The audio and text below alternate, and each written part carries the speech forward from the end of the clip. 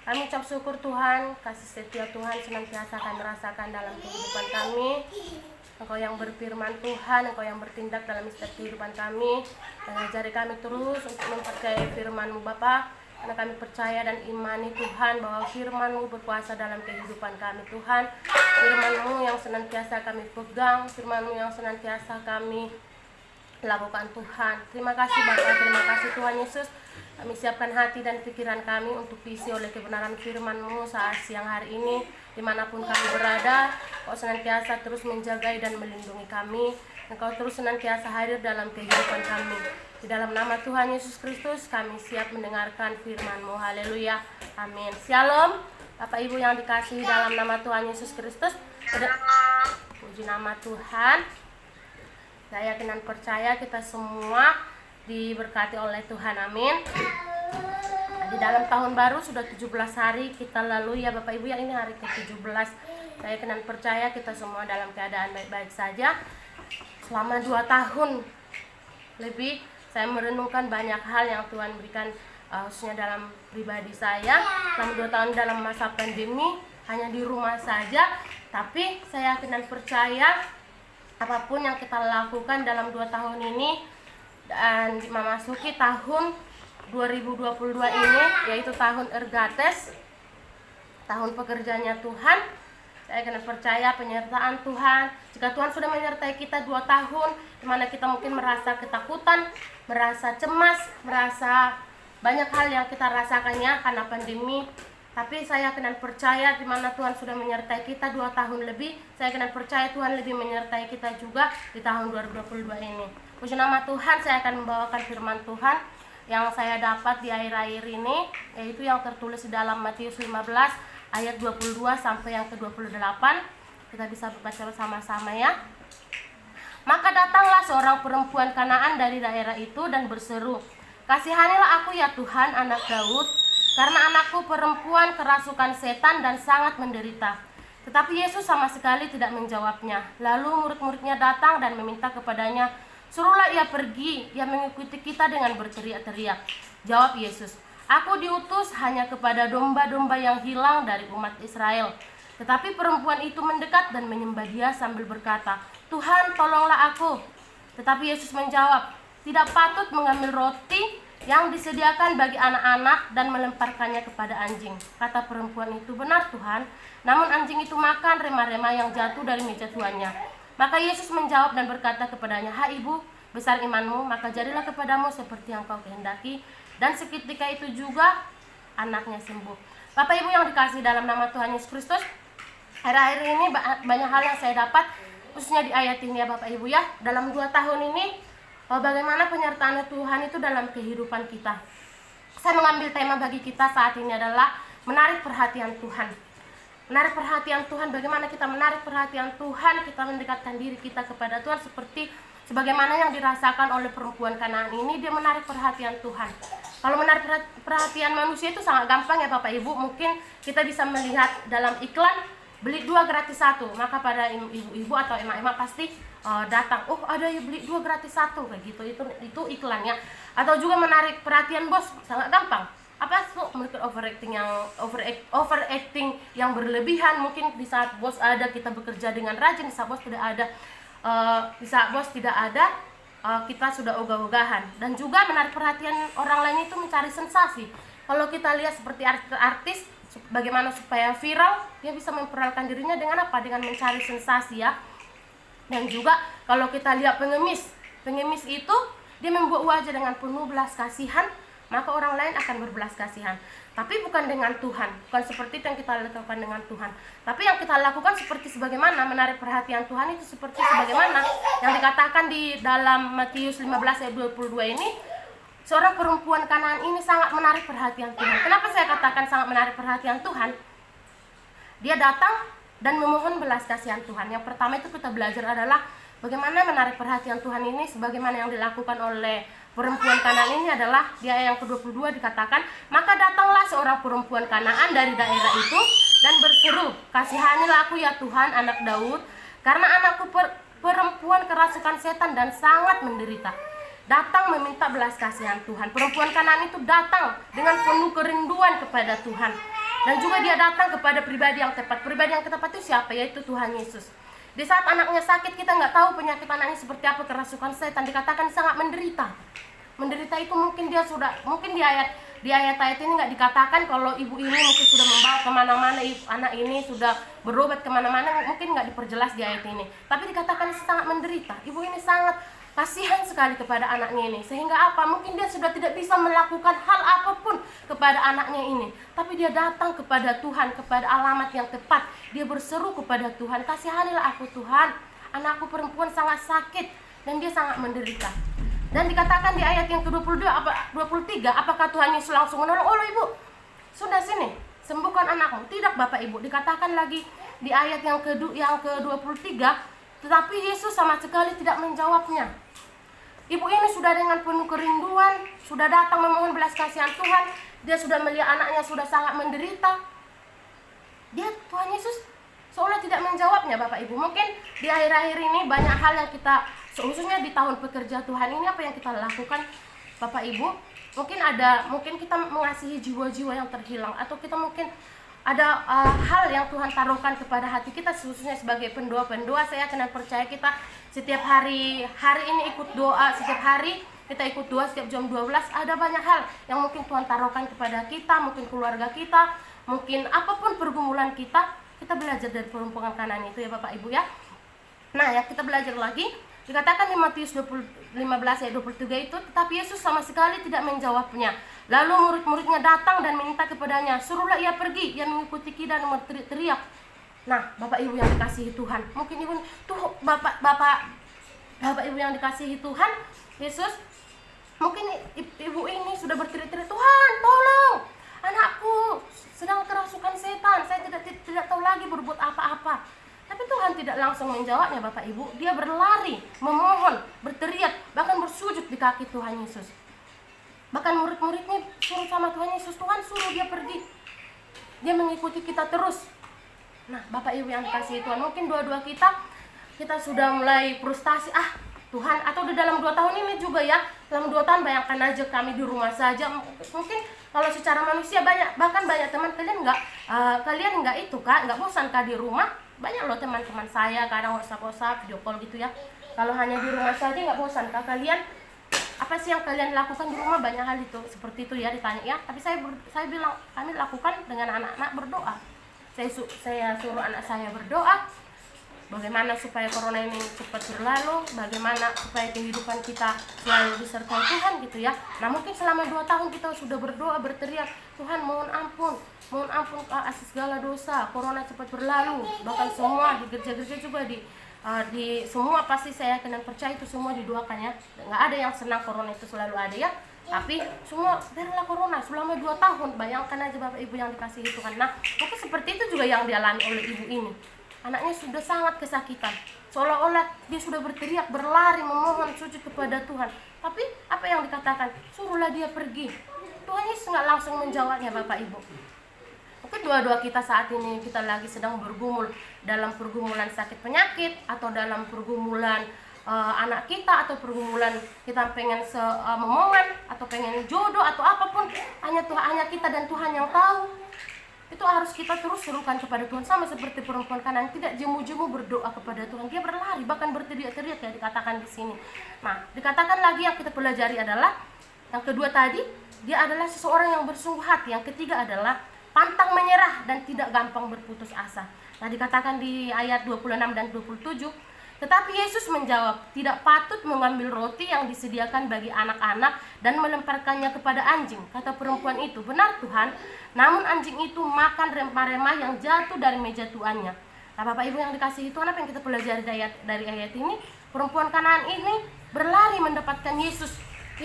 Yesus yang mungkin dicuekin, berteriak, memanggil nama Yesus seperti tidak didengar dan dihiraukan, memohon dan bersyukur, bersujud walaupun dikasari, bahkan disamakan seperti anjing ya Bapak Ibu ya. Tapi dia tetap rendah hati, dia tetap datang kepada Tuhan. Mungkin waktu seseorang mengalami sakit penyakit seperti kesaksiannya Miss Jendona waktu itu, waktu orang tuanya mengalami sakit penyakit, di mana waktu itu virus corona menyerang. Nah, dikatakan sama Miss Jendona, Tuhan saya tidak meminta apa-apa Tuhan, saya hanya meminta orang tua saya sembuh. Bahkan Miss Jen bilang dia seperti anak kecil yang meraung-raung untuk memohon pertolongan Tuhan. Nah mungkin seperti juga yang dialami oleh perempuan kanan, dia meraung-raung, Tuhan tolong Tuhan, anak perempuanku ini sangat sedang kesakitan Tuhan. Tapi dikatakan di ayat ini, Tuhan Yesus malah cuekin ya, nggak langsung dijawab doanya, nggak langsung oh sudah sembuh anakmu, pulanglah kamu, sudah sembuh, bukan.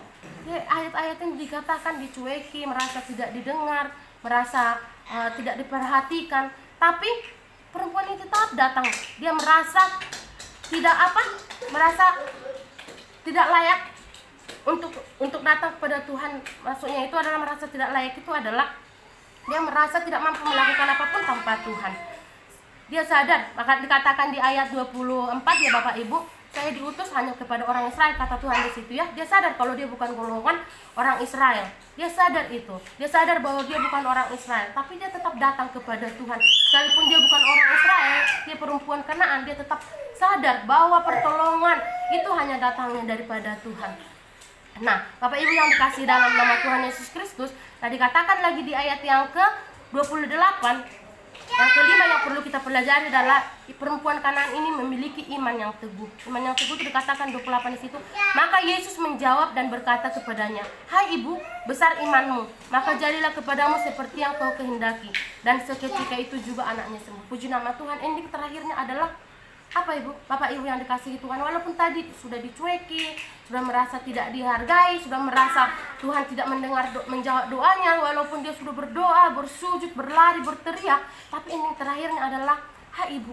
Tuhan Yesus memanggil dia seorang ibu. Pada akhirnya Yesus menyebut perempuan Kanaan itu dengan sebutan ibu. Sebutan yang mulia dan penuh penghormatan. Sebutan ibu itu adalah sebutan yang sangat mulia Bapak Ibu yang dikasihi dalam nama Tuhan.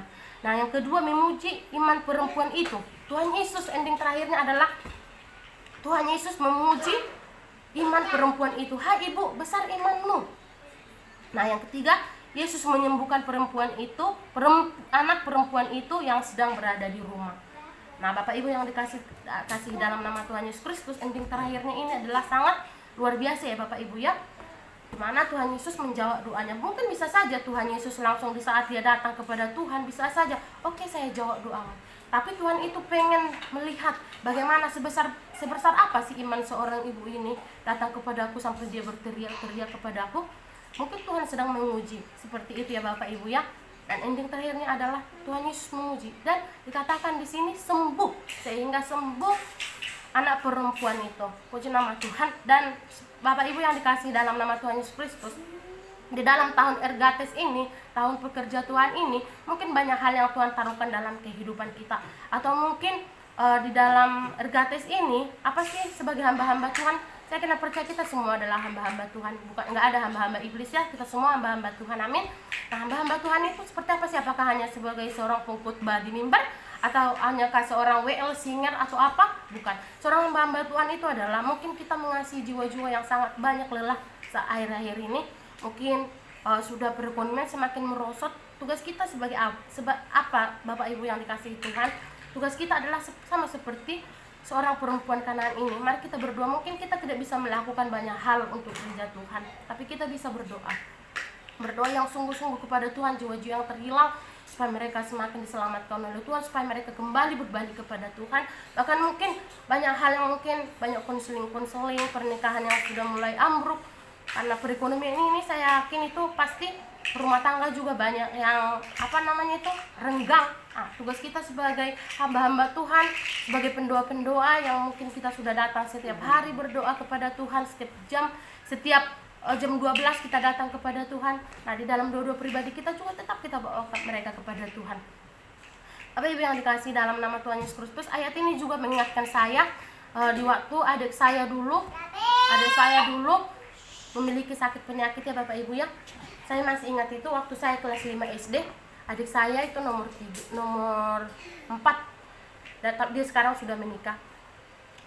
Di waktu kelas 5 SD, adik saya ini masih umur 6 tahun. Saya masih ingat jelas itu. Saya ini dilahirkan orang Kristen Bapak Ibu. Jadi itu sudah orang Kristen. Tapi saya memiliki iman dan percaya kepada Tuhan Yesus itu benar-benar kalau Tuhan Yesus itu ada di saat saya mau menginjakkan anak remaja. Karena apa? Karena orang tua saya itu Protestan yang sangat kental ya HKBP. Kak Ale pasti tahu itu HKBP itu seperti apa. Nah itu Protestan HKBP, bahkan melayani juga bapak saya tapi di HKBP gitu. Nah, tapi kalau opung saya atau kakek nenek saya itu mereka sudah aliran karismatik, mereka sudah GBI. Nah kalau setiap hari Sabtu itu kita selalu pergi ke rumah, kumpul di rumah kakek nenek saya. Nah kakek saya ini adalah seorang pendoa. Kenapa saya bilang seorang pendoa? Dia selalu berdoa itu, dia selalu nangis, khusyuk sekali kalau berdoa ya. Tapi setiap hari Sabtu itu pergi itu belum terlalu, mungkin Tuhan belum menjamah hati saya ya. Tapi saat saya mau menginjakan remaja, sudah kelas 6 SD, saya sudah mulai kepo dengan kehidupan kakek saya ini. Kenapa mulai kepo? Saya bilang gini, kok di rumah saya kalau berdoa cuman mau makan aja sama mau tidur ya, kok kakek saya ini ada dua pribadinya kayak gitu. Saya sudah mulai keponya seperti itu. Bahkan kakek saya waktu dia masuk ke dalam kamar, saya ikuti bapak ibu, saya ikuti dia ke dalam kamar. Apa yang si kakek ini kayak gitu ya, dia baca Alkitab, terus dia berdoa. Lagunya itu, ya Tuhan tiap jam cuma itu doang, aku memerlukanmu gitu ya. Tapi dia sambil bercucuran air mata itu. Sampai saya perhatikan kakek saya ini, apa dia, kami ini kan bandel-bandelnya cucu-cucunya, kok dia bisa sampai nangis begitu. Itu dulu pikiran saya, bapak ibu yang dikasih dalam nama Tuhan Yesus. Terus dia bercucuran air matanya, menangis itu, berdoa dengan khusyuk, berdoa kepada Tuhan. Nah di saat dia berdoa, selesai berdoa, saya bilang begini, kayak tadi kok berdoa nangis, kayak kenapa, kayak emang Tuhan Yesus kenapa, kami nakal kah? Bukan, itu berdoa karena saya menikmati hadirat Tuhan gitu ya, kata kakek saya. Saya berdoa kepada kalian supaya kalian juga hidup di dalam Tuhan senantiasa sampai itu gitu ya. Nah saat mau pulang juga, setiap hari Minggu mau pulang ke mama saya, mak, pak, kok kakek berdoanya kepada Tuhan itu begini, kok di rumah kita baca Alkitab cuma hari Minggu, kakek itu setiap hari baca Alkitab gitu ya. Dan bapak mama saya nggak bisa jawab gitu. Nah suatu ketika di saat pulang ke rumah itu, nah adik saya ini tiba-tiba bengkak di sininya bapak ibu, besar sekali, kayak kalau dikatakan mungkin sekarang ini adalah semacam kanker atau tumor ya, tapi kalau zaman dulu kan kita belum tahu apa-apa itu gitu. Nah itu sangat bengkak sekali, itu masih saya ingat itu, bengkak sekali di sininya. Sampai bapak saya sama mama saya itu sudah bawa berobat kemana-mana ya, sampai 1 bulan lebih kayaknya itu sakit itu, saya lupa. Tapi itu sudah pasrah, bapak mama saya ini sudah pasrah. Kalau adik saya ini sudah dipanggil Tuhan karena sudah lemas, nggak bisa ngomong lagi, makin besar gitu, badannya juga semakin kurus. Jadi bapak mama saya sudah sarankan kepada tetangga sudah datang, ayo gelarkan tikar. Bapak saya juga sudah nangis sambil peluk adik saya masih ingat jelas itu. Saya kelas 5 atau kelas 6 SD itu sudah digelarkan tikar. Kalau di kampung itu kan digelarkan tikar, nanti kalau datang orang itu untuk melayat gitu. Jadi sudah pasrah, bapak saya ini sudah pegang adik saya. Tapi saya berkata sama bapak saya, kok begitu, janganlah, masih ada napas adik. Saya pegang-pegang karena saya saking sayangnya kepada adik saya ya. Masih ada napasnya, masih ada pak, kenapa bapak begitu? Enggak nak, daripada menderita adik ini kita serahkan. Tapi dengan menangis itu, tapi bapak saya, ayo pak berdoa pak. Nah teringat dengan ayat ini, bapak saya ini berdoa kepada Tuhan. Baru di situ satu kali itu saya lihat bapak saya ini berdoa. Seperti yang saya katakan tadi, orang Protestan itu kalau berdoa, itu pasti kalian tahu itu, surah HKBP apalagi, kata shalom, haleluya itu nggak ada ya di Protestan, di HKBP, khususnya di HKBP itu nggak ada. Jadi bilang shalom, haleluya itu bagi mereka itu hal yang sangat apa ya, nggak ada lah itu. Nah, tapi saya lihat bapak saya ini berdoa, Tuhan, saya serahkan anak perempuanku ini tangan-Mu Tuhan gitu. Tapi menangis bapak saya ini. Bapak saya menangis baru kali ini saya lihat dia khusyuk berdoa. Baru saya juga pegang tangan adik saya, mama saya juga sudah menangis semua. Tetangga juga sudah gelaran tikar. Tuhan, saya lihat. Tapi saya berkata begini, Tuhan sembuhkan adik saya Tuhan, begitu ya, nggak mati, nggak pak, adik nggak mati, namanya anak saya anak pertama gitu ya, jadi sayang sekali sama adik-adik itu. Enggak pak, sembuh dia, sembuh. Nah dengan yang khusyuk berdoa bapak saya ini, puji Tuhannya, itu yang di sininya itu, yang sangat besar itu, pecah bapak ibu yang dikasih Tuhan, pecah sampai berdarah. Sampai sekarang itu masih ada bekas di sininya ya. Kadang kalau kita lihat itu, mana dia di sini, masih ada bekasnya. Pecah bapak ibu yang dikasih dalam nama Tuhan Yesus Kristus, banyak sekali, kayak semacam nama apa gitu, sudah bercampur semua, pecah.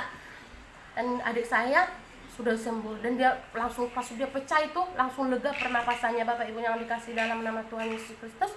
Dia langsung langsung bisa bernafas, langsung dia bisa sebut papa, mama, ya langsung itu kakak, langsung karena saya di situ. Puji nama Tuhan, dan sampai saat ini dia sehat-sehat saja. Kadang kita bilang nggak apa kan, enggak, sampai sekarang nggak ada, sudah puluhan tahun yang lalu ya, dan sekarang dia sudah menikah. Puji nama Tuhan, dia sembuh. Sama seperti ini mungkin juga bapak saya seperti ini ya, dan saya juga tidak pernah memaksakan bapak saya untuk karismatik, dan puji Tuhannya mereka sekarang sudah masuk ke GBI, mereka sudah melayani juga di GBI. Puji Tuhan. Dan itulah Bapak Ibu yang dikasihi nama Tuhan Yesus Kristus, sama seperti perempuan Kanaan ini, kita harus memiliki iman yang sangat luar biasa ya. Kalau saya lihat perempuan Kanaan ini, anaknya sudah menderita, dia tetap datang kepada Tuhan, dia datang kepada alamat yang tepat. Mari Bapak Ibu yang dikasihi dalam nama Tuhan Yesus Kristus, kita datang kepada alamat yang tepat. Apapun doa kita, apapun pergumulan kita saat ini yang Tuhan kasih kepada kita, jiwa-jiwa, tetap kita bawa kepada Tuhan Yesus melalui doa-doa kita.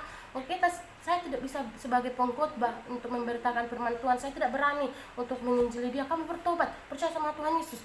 Mungkin tidak berani seperti itu Bapak Ibu, tapi lewat doa-doa kita, doakan sekitar kita, doakan orang-orang yang kita kasih, mungkin kita bisa isi list, oh ini yang perlu saya doakan, ini yang perlu saya pergumulkan, bapak saya harus selamat, orang tua saya harus selamat, adik-adik saya harus selamat, atau bahkan siapapun, atau mungkin pergumulan-pergumulan yang lain yang mungkin kita pengen memiliki suatu momongan atau apapun yang Tuhan taruhkan dalam kehidupan kita, kita tetap andalkan Tuhan. Amin Bapak Ibu yang dikasih dalam nama Tuhan Yesus Kristus. Itulah firman Tuhan yang bisa saya bagikan saat siang hari ini. Kita berdoa. Kami mengucap syukur Tuhan Yesus buat firman-Mu. Biarlah firman-Mu terus tertanam di hati kami. Ajari kami Tuhan seperti perempuan Kanaan ini yang senantiasa mengandalkan Tuhan. Yang mungkin Tuhan, kami berdoa Tuhan, banyak hal yang Tuhan taruhkan pada kami, seolah-olah Tuhan tidak menjawabnya, tapi kami yakin dan percaya tepat pada waktunya Tuhan, Engkau akan memuji iman kami, Engkau akan memuji iman kami Tuhan, bahwa kami memiliki iman yang teguh di hadapan-Mu ya Bapa. Dan kami percaya Tuhan, hanya kepadamu kami berharap dan bersandar Tuhan. Terima kasih Tuhan Yesus, di dalam nama Tuhan Yesus Kristus kami berdoa dan syukur, haleluya, amin.